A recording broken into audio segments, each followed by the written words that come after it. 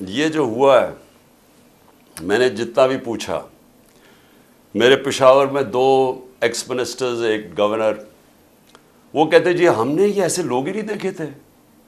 अब जब उन्होंने तोड़ फोड़ शुरू की तो उन्होंने उनको रोकने की कोशिश की, तो शाह फरमान उससे भी उन्होंने लड़ाई की।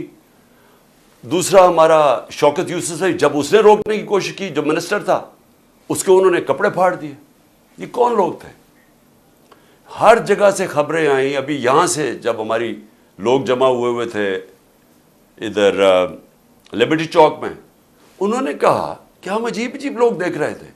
हाँ, एक तो जनरल पब्लिक है ना, वो तो हमारी आती है, लेकिन ये अजीब किस्म के लोग थे। जब उन्होंने देखा कि वो सारों को इश्तियाल दे रहे थे कि चलो वो उधर चलें, तो उधर फलाने कैंटोनमेंट में चलें, यानी वो लोगों को इश्तियाल दे रहे थे।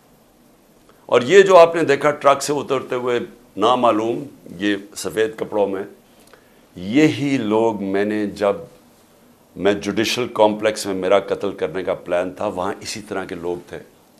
उन्होंने दूसरे कपड़े पहने हुए थे। एक और प्लान उन्होंने किया था मुझे यहाँ कत्ल करने का, तब भी था कि वो हमारे कपड़ों में यहाँ आएंगे और यहाँ से गोली चलाएंगे ताकि हमारे पर हो। जो हुआ, अब ये जो गोली चली है, ये गोली किसने, यानी कौन जिम्मेदार है इसका? क्योंकि हमारे में तो किसी ने गोली नहीं चलाई।